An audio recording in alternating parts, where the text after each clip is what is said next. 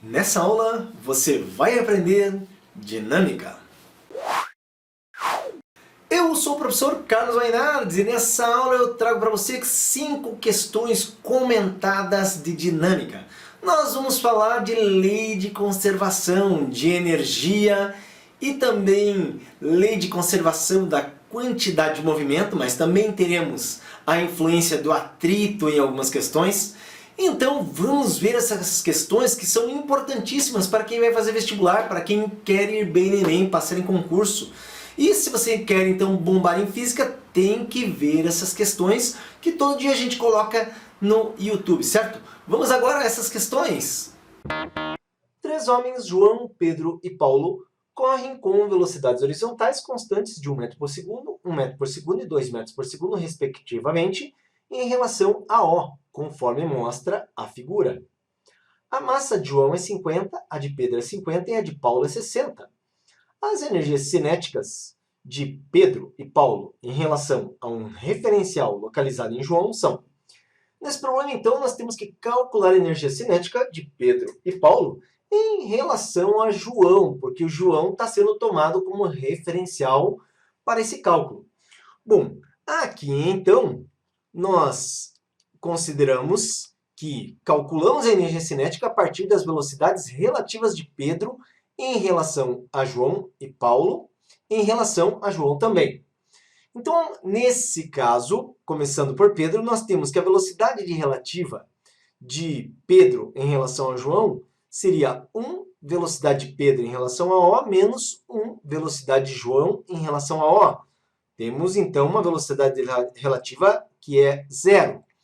A energia cinética é mv ao quadrado por 2. E, nesse caso, como a velocidade relativa é 0, a energia cinética de Pedro em relação a João é 0. No caso de Paulo, nós temos, então, que a sua velocidade relativa em relação a João será a sua velocidade 2 em relação a O, menos 1 de João em relação a O, o que dá 1 metro por segundo. Substituindo na equação da energia cinética, então nós temos a massa de Pedro 60, a velocidade relativa a 1 ao quadrado por 2, e nós temos como resposta 30 joules. Portanto, a energia cinética de Pedro em relação a João é 0 e de Paulo em relação a João é 30. Resposta correta está na letra A.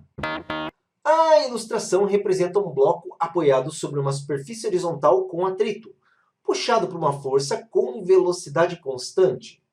Com base na ilustração acima e na situação descrita no enunciado, é correto afirmar que o trabalho é realizado. Nessa questão, então, nós temos uma informação fundamental, que a velocidade é constante. Isso, então, nos mostra que nós temos uma situação de equilíbrio. O equilíbrio ele pode ser estático, quando o corpo está em repouso, ou dinâmico, quando o corpo tem velocidade constante mRu. E, nesse caso, a força resultante é nula.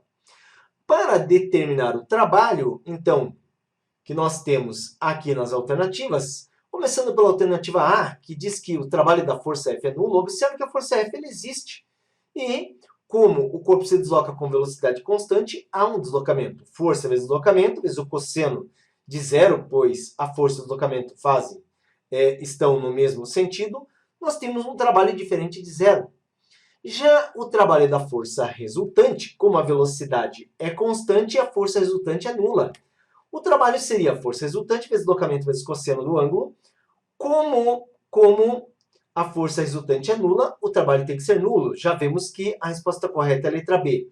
Mesmo assim, olhando a letra C, nós temos que o trabalho da força de atrito é nulo. Por que não é nulo? Porque a força de atrito ela existe. Caso existisse somente a força F, nós teríamos um movimento acelerado e não um mRu. Portanto, existe aqui o atrito, que faz com que a velocidade permaneça constante, vezes o deslocamento sofrido pelo corpo, vezes cosseno 180, que é menos 1. E aqui, o trabalho da força de atrito, portanto, acaba sendo diferente de 0. E, como nós temos um cosseno de 180, que é igual a menos 1, esse trabalho da força de atrito é um trabalho de sinal negativo, quando a alternativa D diz que é positivo. Para essa questão, temos resposta correta, então, letra B. Um bloco de massa M se desloca por uma pista horizontal de atrito desprezível e em seguida sobe a rampa mostrada na figura. Entre a rampa e o bloco, o atrito não pode ser desprezado. o bloco passa pela posição A com velocidade v0, subindo a rampa e para na posição B. As afirmações a seguir são corretas. Então, para essa questão, muito importante lembrar que na parte horizontal não tem atrito, mas entre A e B o atrito deve ser considerado. Para o primeiro item, nós então consideramos o bloco no plano inclinado.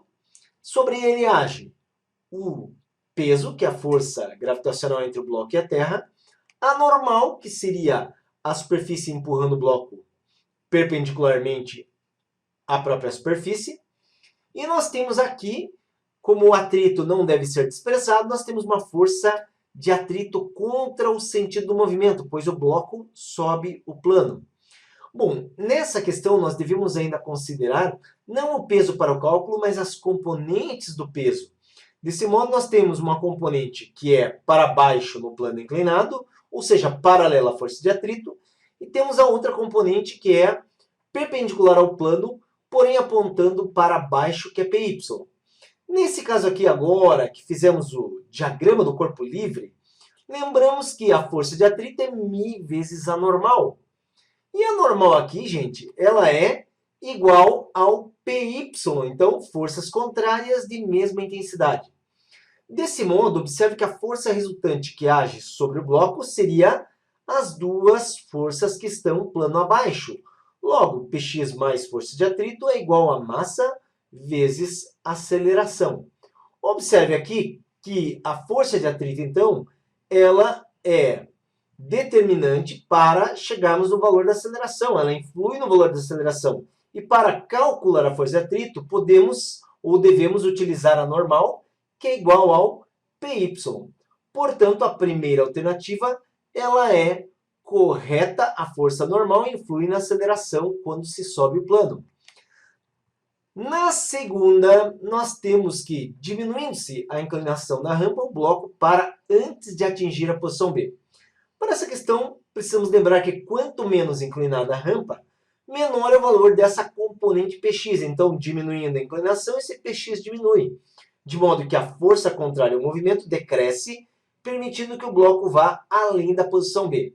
Então, observe aqui, ó, até pela equação acima, se Px diminui com a inclinação sendo menor, esse termo ele pode, inclusive, desaparecer. Então, sumindo um termo em que nós vemos que está atuando contra o movimento do corpo, isso vai fazer com que o corpo possa ir mais longe no plano inclinado. Portanto, a segunda ela é falsa. Um atleta de bungee jump de 72 kg salta de uma ponte de 40 metros de altura, preso por uma corda elástica de constante elástica 100 Nm por metro. Qual deve ser o máximo comprimento da corda para que o atleta chegue com velocidade nula ao chão? Considere que a corda obedece à lei de Hooke e que o módulo da aceleração da gravidade é constante igual a 10 metros por segundo ao quadrado. Então, nós temos aqui um desenho esquemático dessa questão, que o atleta se joga e até ele chegar no solo, ele cai por 40 metros. É evidente que a corda não tem 40 metros, ela tem um comprimento menor, porque essa corda ela vai esticar. Aqui agora, observe que nós consideramos dois pontos, então, ponto A e ponto B, e sendo um sistema conservativo, nós dizemos que a energia mecânica no ponto A é igual à energia mecânica no ponto B. Desse modo, então, através dessa igualdade, nós temos energia cinética de A mais energia potencial lá em A, que seria gravitacional, igual a energia cinética em B, mais a energia potencial, que depois da corda é esticada, tomando como referência esse nível aqui. Não vamos dizer chão, senão o coitado pode se despedaçar. Vamos considerar que seja água, né? Seria energia potencial elástica. Observe que o atleta parte do repouso e quando ele chega nesse ponto, ele também não tem velocidade porque a corda esticou ao máximo e ele para nesse ponto. Então, tirando a energia cinética, nós teremos energia potencial gravitacional igual a energia potencial elástica. mgh igual a kx ao quadrado sobre 2. Desse modo, observe que temos a massa 72, a gravidade é 10 e a altura 40. Substituindo, considerando a constante elástica 100, observe que fazemos esse produto e ainda multiplicamos por 2 e depois passamos o 100 dividido. De modo que chegamos a x² igual a 576, extrair a raiz, o elongamento do elástico é de 24 metros, devemos considerar que essa corda, o comprimento da corda é L, e nos 40 metros nós devemos considerar que 40 metros menos o quanto a corda estica deve dar o comprimento dessa corda. Desse modo, 40 menos 24, o comprimento da corda é de 16 metros. Vemos isso na alternativa E. Um homem de massa Mzinho está em pé e parado na extremidade de uma canoa de massa Mzão, que flutua em repouso em relação à água parada.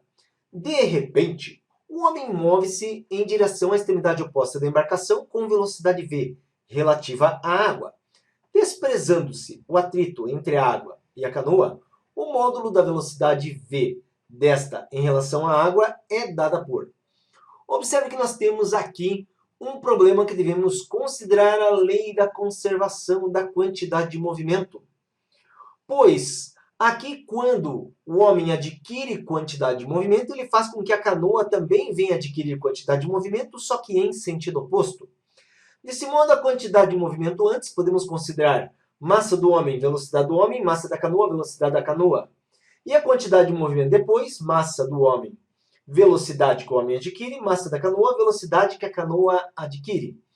Mas observe que tanto o homem quanto a canoa estão em repouso no início, de forma que podemos cancelar esse termo. Então agora nós temos zero, que é igual a massa do homem vezes a sua velocidade, mais massa da canoa vezes a sua velocidade. E desse modo, passando esse termo mzinho, vzinho para o lado esquerdo, nós temos menos mzinho, vzinho igual a mzão, vzão. Precisamos isolar então a velocidade da canoa, que é vzão, e chegamos em vzão igual a menos, o que significa que a canoa foi em sentido oposto, mzinho sobre mzão vezes v. Como foi pedido o módulo, a resposta correta, observamos que está na letra A. Você viu nessa aula 5 questões de dinâmica para quem quer arrebentar no vestibular, ou no Enem, ou no concurso público. E todo dia aqui no YouTube nós temos um quiz de 5 questões para você treinar. Esse é o canal do treinamento e eu fico te esperando no nosso próximo vídeo.